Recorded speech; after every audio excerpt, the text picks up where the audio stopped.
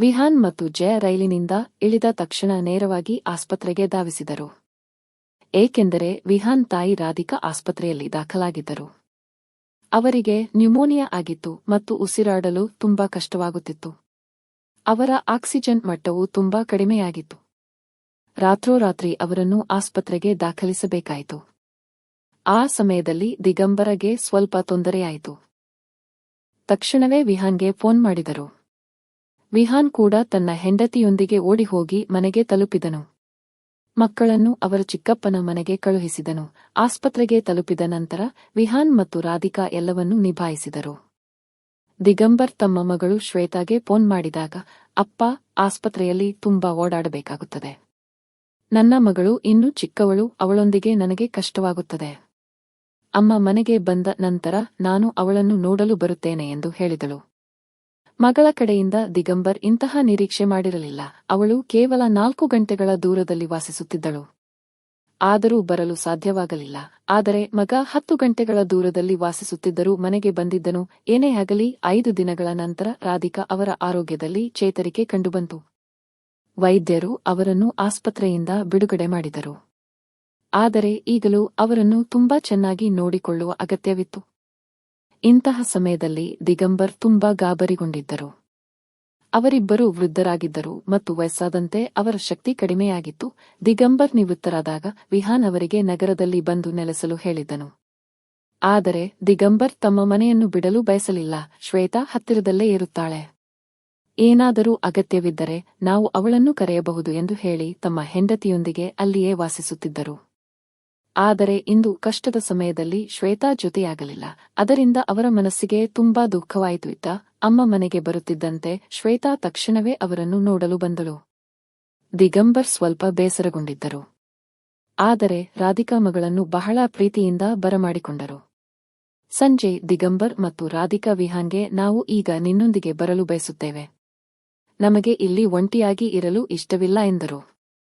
ವಿಹಾನ್ ಒಪ್ಪಿಗೆ ಸೂಚಿಸಿ ತಲೆಯಾಡಿಸಿದನು. ಇದು ತುಂಬಾ ಒಳ್ಳೆಯದು. ನೀವು ನಮ್ಮೊಂದಿಗೆ ಇರಬೇಕೆಂದು ನಾನು ಯಾವಾಗಲೂ ಬಯಸುತ್ತಿದ್ದೆ. ಅವನು ಹಾಲ್ಗೆ ಬಂದು ಜಯಾಗೆ ಎಲ್ಲವನ್ನೂ ಹೇಳಿದಾಗ, ಇದು ತುಂಬಾ ಒಳ್ಳೆಯದು.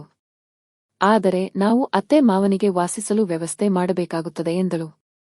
ಇದನ್ನು ಕೇಳಿ ಶ್ವೇತಾ ಆಶ್ಚರ್ಯದಿಂದ, ವ್ಯವಸ್ಥೆ ಏನು ಮಾಡಬೇಕು?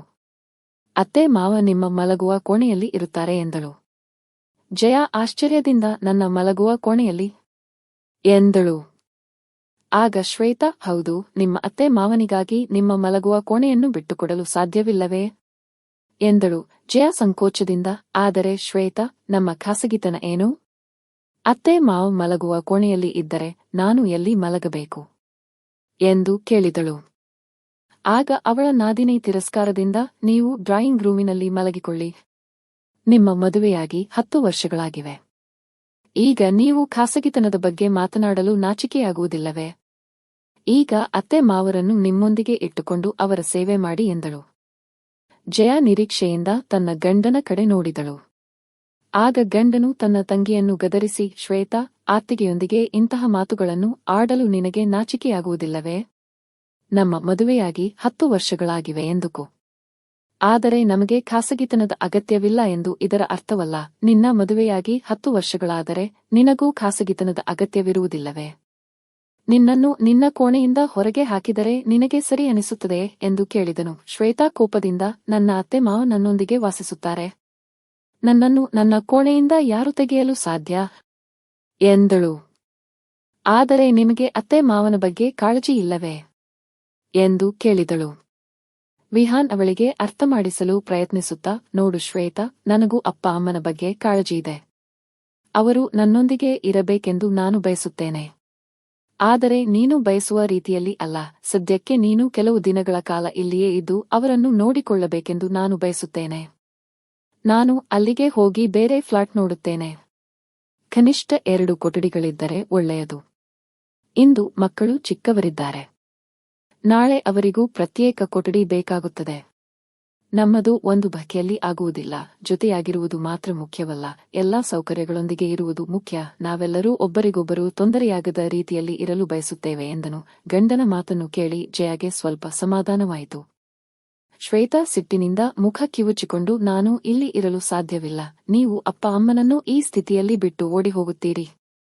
ಅಲ್ಲಿಗೆ ಹೋಗಿ ನೆಪಗಳನ್ನು ಹೇಳಲು ಪ್ರಾರಂಭಿಸುತ್ತೀರಿ.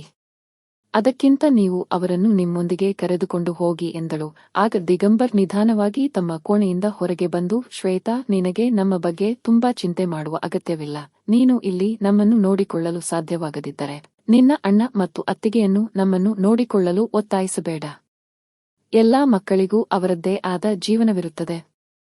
ನಾವು ಯಾರಿಗೂ ತೊಂದರೆ ಕೊಡಲು ಬಯಸುವುದಿಲ್ಲ ಎಂದು ಹೇಳಿ ಸುಮ್ಮನಾದರು. ಆಗ ವಿಹಾನ್ ದುಃಖಿತನಾಗಿ, ಅಪ್ಪ, ನಿಮ್ಮನ್ನು ನೋಡಿಕೊಳ್ಳಲು ನನಗೆ ಯಾವುದೇ ತೊಂದರೆಯಿಲ್ಲ. ಆದರೆ ಮೊದಲು ಎಲ್ಲ ವ್ಯವಸ್ಥೆ ಮಾಡಬೇಕಲ್ಲವೇ? ಮೊದಲಿಗೆ ನೀವು ಇಲ್ಲಿಂದ ಬರಲು ತಯಾರಿರಲಿಲ್ಲ. ಈಗ ನೀವು ನಿರ್ಧರಿಸಿದ್ದೀರಿ. ನಾನು ತಕ್ಷಣವೇ ಅಲ್ಲಿ ವ್ಯವಸ್ಥೆ ಹೇಗೆ ಮಾಡಲಿ? ಅದು ತುಂಬಾ ಚಿಕ್ಕ ಫ್ಲಾಟ್ ಆಗಿದೆ. ಡ್ರಾಯಿಂಗ್ ರೂಮಿನಲ್ಲಿಯೂ ಹೆಚ್ಚು ಸ್ಥಳವಿಲ್ಲ. ಮಕ್ಕಳು ಸಹ ನಮ್ಮೊಂದಿಗೆ ಮಲಗುತ್ತಾರೆ. ತುಂಬಾ ತೊಂದರೆಯಾಗುತ್ತದೆ. ನೀವು ಅರ್ಥಮಾಡಿಕೊಳ್ಳಲು ಪ್ರಯತ್ನಿಸಿ ಎಂದನು. ದಿಗಂಬರ್, ಮಗ, ನಿನ್ನ ತೊಂದರೆಯನ್ನು ನಾನು ಚೆನ್ನಾಗಿ ಅರ್ಥಮಾಡಿಕೊಂಡಿದ್ದೇನೆ. ನಾನು ಶ್ವೇತಾಗೆ ನೀವು ಒತ್ತಾಯಿಸಬಾರದು ಎಂದು ಹೇಳುತ್ತಿದ್ದೇನೆ ಅಷ್ಟೇ. ಉಳಿದಂತೆ ನೀವು ನಿಮ್ಮ ಅನುಕೂಲಕ್ಕೆ ತಕ್ಕಂತೆ ವ್ಯವಸ್ಥೆ ಮಾಡಿಕೊಳ್ಳಿ. ನಾವು ಇನ್ನೂ ಕೆಲವು ದಿನಗಳ ಕಾಲ ಇಲ್ಲಿ ಇರಬಹುದು ಎಂದರು. ಶ್ವೇತಾ ಮುಖ ಸಿಂಡರಿಸಿಕೊಂಡು, ನಾನು ನಿಮ್ಮ ಬಗ್ಗೆ ಚಿಂತೆ ಮಾಡುತ್ತಿದ್ದೆ. ಈಗ ನಿಮಗೆ ಬೇಡವೆಂದಾದರೆ ನನಗೇನು ಎಂದಳು. ದಿಗಂಬರ್ ಸ್ವಲ್ಪ ಕಠಿಣ ಧ್ವನಿಯಲ್ಲಿ, ನಿನಗೆ ನಮ್ಮ ಬಗ್ಗೆ ಚಿಂತೆ ಇದ್ದರೆ ಕೆಲವು ದಿನಗಳ ಕಾಲ ಇಲ್ಲಿಯೇ ಇದ್ದು ನಮ್ಮನ್ನು ನೋಡಿಕೊಳ್ಳಬಹುದಿತ್ತು. ನಿನ್ನ ಜವಾಬ್ದಾರಿಗಳಿಂದ ತಪ್ಪಿಸಿಕೊಳ್ಳುತ್ತಿದ್ದೀಯಾ ಮತ್ತು ಅಣ್ಣ ಅತ್ತಿಗೆಗೆ ಜವಾಬ್ದಾರಿಯ ಪಾಠ ಕಲಿಸುತ್ತಿದ್ದೀಯಾ? ಮಲಗುವ ಕೋಣೆಯನ್ನು ಬಿಟ್ಟುಕೊಡಿ ಎಂದು ನಿನ್ನ ಭಾವಿಗೆ ಹೇಳುತ್ತಿದ್ದೆ. ನೀನು ನಮಗಾಗಿ ಕೆಲವು ದಿನಗಳ ಕಾಲ ಇಲ್ಲಿ ಇರಲು ಸಾಧ್ಯವಿಲ್ಲವೇ ಎಂದು ಕೇಳಿದರು. ಶ್ವೇತಾ ಬೆಚ್ಚಿಬಿದ್ದು ಸುಮ್ಮನಾದಳು. ಆಗ ಒಳಗಿನಿಂದ ರಾಧಿಕಾ ಹೊರಗೆ ಬಂದು, ಕೇಳಿ ಮಕ್ಕಳೇ, ನೀವು ಜಗಳವಾಡಬೇಡಿ. ನಾನೋ ಒಂದು ಯೋಚನೆ ಮಾಡಿದ್ದೇನೆ. ನಗರದಲ್ಲಿ ವಾಸಿಸಲು ವ್ಯವಸ್ಥೆ ಮಾಡುವುದು ಸುಲಭವಲ್ಲ ಎಂದು ನನಗೆ ತಿಳಿದಿದೆ. ಆದ್ದರಿಂದ ನನ್ನ ಒಂದು ಫಿಟೆಯ ಬಡ್ಡಿಯನ್ನು ವಿಹಾನ್ಗೆ ನೀಡಲು ಯೋಚಿಸುತ್ತಿದ್ದೇನೆ. ಪ್ರತಿ ತಿಂಗಳು ಅದರಿಂದ ಸ್ವಲ್ಪ ಸಹಾಯವಾಗುತ್ತದೆ ಮತ್ತು ವಿಹಾನ್, ನಾವು ಮೇಲಿನ ಭಾಗವನ್ನು ಬಾಡಿಗೆಗೆ ನೀಡುತ್ತೇವೆ. ಅದರ ಬಾಡಿಗೆಯಿಂದಲೂ ನಿಮಗೆ ಸಹಾಯವಾಗುತ್ತದೆ. ಈಗ ನಾವು ನಿಮ್ಮೊಂದಿಗೆ ಇರಬೇಕೆಂದಾದರೆ ನಾವು ಸ್ವಲ್ಪ ಸಹಕಾರ ನೀಡಬೇಕು ಎಂದರು. ಇದನ್ನು ಕೇಳಿ ಶ್ವೇತಾ ಆಶ್ಚರ್ಯಚಕಿತಳಾಗಿ, ಆದರೆ ಅಮ್ಮ, ಫಿಟೆಯ ಬಡ್ಡಿಯನ್ನು ಕೂಡಿಸಿ ನನ್ನ ಮಗಳಿಗಾಗಿ ಆಭರಣಗಳನ್ನು ಮಾಡಿಸುವುದಾಗಿ ಹೇಳಿದ್ದೀರಲ್ಲ ಎಂದಳು. ರಾಧಿಕಾ ಹಗುರವಾಗಿ ನಗುತ್ತಾ, ಆಭರಣ ಇತ್ಯಾದಿಗಳನ್ನು ನಂತರ ಮಾಡಿಸಬಹುದು. ಈಗ ನಮಗೆ ವಾಸಿಸಲು ತೊಂದರೆಯಾಗದಂತೆ ನೋಡಿಕೊಳ್ಳುವುದು ಮುಖ್ಯ. ಹೇಗಿದ್ದರೂ ವಿಹಾನ್ ನಮ್ಮನ್ನು ನೋಡಿಕೊಳ್ಳುತ್ತಾನೆ. ಆದ್ದರಿಂದ ಮೊದಲಿಗೆ ನಾವು ಅವನ ಕೈಗಳನ್ನು ಬಲಪಡಿಸಬೇಕು ಎಂದರು. ಈ ಮಾತಿಗೆ ಶ್ವೇತಾ ಮೌನವಾದಳು. ಜವಾಬ್ದಾರಿಗಳನ್ನು ನಿಭಾಯಿಸುವ ಸಮಯದಲ್ಲಿ ಅವಳು ತನ್ನ ಅತ್ತಿಗೆಯಿಂದ ತ್ಯಾಗವನ್ನು ನಿರೀಕ್ಷಿಸುತ್ತಿದ್ದಳು ಮತ್ತು ಈಗ ಹಣದ ಹೆಸರಿನಲ್ಲಿ ಅವಳೇ ಮುಂದೆ ಬರುತ್ತಿದ್ದಳು. ರಾಧಿಕಾ ಮತ್ತು ದಿಗಂಬರ್ ಎಲ್ಲವನ್ನೂ ಅರ್ಥಮಾಡಿಕೊಂಡಿದ್ದರು. ಅವರು ತಮ್ಮ ನಿರ್ಧಾರವನ್ನು ತಿಳಿಸಿದ್ದರು. ಆಗ ವಿಹಾನ್, ಸರಿ, ನೀವು ಸಹಾಯ ಮಾಡಲು ಸಿದ್ಧರಿದ್ದರೆ ನಾನು ಇಂದೇ ಮಾತನಾಡುತ್ತೇನೆ. ನಮಗೆ ಬಾಡಿಗೆಗೆ 2 ಬಕ್ ಫ್ಲಾಟ್ ಸಿಕ್ಕರೆ ನಾವು ಒಟ್ಟಿಗೆ ಇಲ್ಲಿಂದ ಹೋಗೋಣ ಎಂದು ಹೇಳಿ ತನ್ನ ಸ್ನೇಹಿತರೊಂದಿಗೆ ಮಾತನಾಡಿದನು. ಅವರು ಏಜೆಂಟರ ಮೂಲಕ ವಿಚಾರಿಸಿದರು. 1 ವಾರದೊಳಗೆ ಅವನಿಗೆ ಹೊಸ ಫ್ಲಾಟ್ ಸಿಕ್ಕಿತು. ಕೆಲವು ಹಣವನ್ನು ರಾಧಿಕಾ ತಮ್ಮ ಫಿಟೆಯಿಂದ ನೀಡಿದರು ಮತ್ತು ಕೆಲವು ಹಣವನ್ನು ವಿಹಾನ್ ಜಮಾ ಮಾಡಿದ್ದನು. ಶ್ವೇತಾ ಮರುದಿನವೇ ಮುಖ ಕಿವುಚಿಕೊಂಡು ಅಲ್ಲಿಂದ ಹೊರಟು ಹೋದಳು. ನಂತರ ಅವರು ಮೇಲಿನ ಭಾಗವನ್ನು ಬಾಡಿಗೆಗೆ ಹಾಕಿದರು ಮತ್ತು 2 ವಾರಗಳ ನಂತರ ಅವರು ತಮ್ಮ ಸಾಮಾನುಗಳನ್ನು ಕಟ್ಟಿಕೊಂಡು ಮಗನೊಂದಿಗೆ ಹೋದರು. ಅಲ್ಲಿಗೆ ತಲುಪಿದ ನಂತರ 2 ದಿನಗಳಲ್ಲಿ ವಿಹಾನ್ ಹೊಸ ಫ್ಲಾಟ್ನಲ್ಲಿ ಎಲ್ಲಾ ಸಾಮಾನುಗಳನ್ನು ಸ್ಥಳಾಂತರಿಸಿದನು. ಈಗ ಅವನು ತನ್ನ ಹೆತ್ತವರೊಂದಿಗೆ ಆರಾಮವಾಗಿ ವಾಸಿಸುತ್ತಿದ್ದನು. ಜಯಾ ಕೂಡ ಅತ್ತೆ ಮಾವರನ್ನು ಚೆನ್ನಾಗಿ ನೋಡಿಕೊಳ್ಳುತ್ತಿದ್ದಳು. ತನ್ನ ಗಂಡ ಮತ್ತು ಅತ್ತೆ ಮಾವ ಬುದ್ಧಿವಂತಿಕೆಯಿಂದ ಕೆಲಸ ಮಾಡಿದ್ದಕ್ಕೆ ಅವಳಿಗೆ ಸಂತೋಷವಾಗಿತ್ತು.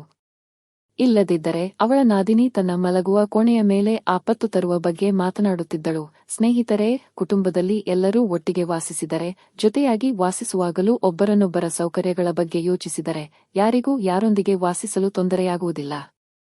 ಆದರೆ ಸೊಸೆ ಮತ್ತು ಅಳಿಯನ ಖಾಸಗಿತನವನ್ನು ಗಮನಿಸದಿದ್ದರೆ ಯಾರಿಗಾದರೂ ತೊಂದರೆಯಾಗಬಹುದು. ಸ್ನೇಹಿತರೇ, ನಿಮಗೆ ಕತೆ ಇಷ್ಟವಾದಲ್ಲಿ ನಮ್ಮ ಚಾನೆಲ್ ಅನ್ನು ಸಬ್ಸ್ಕ್ರೈಬ್ ಮಾಡಲು ಮರೆಯಬೇಡಿ.